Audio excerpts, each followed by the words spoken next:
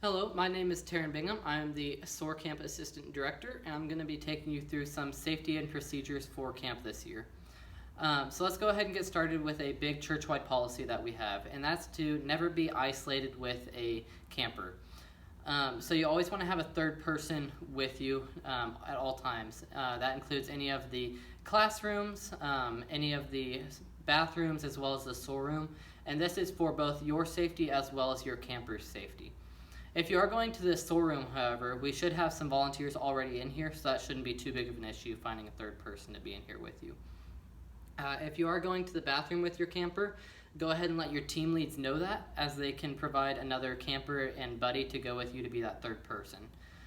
If you have a camper that does not need assistance going to the bathroom, you and that third person can just go ahead and stand outside the stall door, and they can just wait for them to finish up.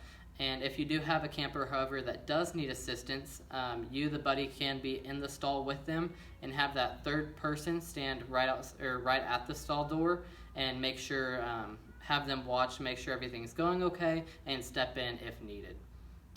Males, you can go ahead and take a big sigh of relief, as you are not allowed to change diapers. So if you are a male and you have a camper that needs a diaper change, have your female team lead do that, or if they're not available, have them go ahead and call medical, and medical can come down and help change the diapers as well.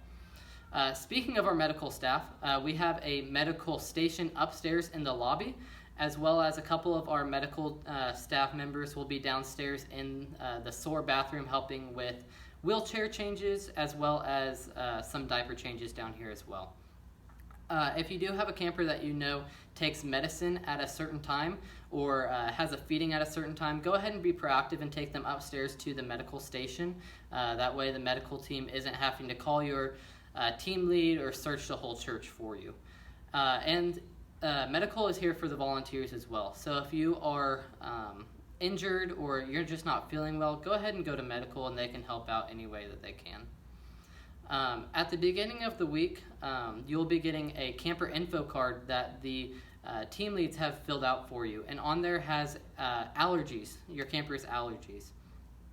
So if your camper does have food allergy, there's a hot dog option each day. So if your camper can't have a certain meal on, say, Wednesday or Thursday, there's a hot dog option, or they can go ahead and bring their own food. So be aware of those allergies. The last thing we're going to be talking about is seizures. So the very first thing you want to do if your camper has a seizure is look at the time, whether it's at a clock or on your phone, because 5 minutes of having a seizure, usually it becomes a medical emergency. The next thing you want to do is alert your team leads so they can go ahead and call medical and have them come assist as well. And until you're waiting for medical, you want to have one person on each side of the person that's having the seizure, as 1 minute of having a seizure is equal to running one full marathon. So having 5 minutes of having a seizure is equal to running 5 full marathons. So once they come out of that seizure, they won't remember what happened. They will just see 2 people standing over them, and their instinct is to get up and run.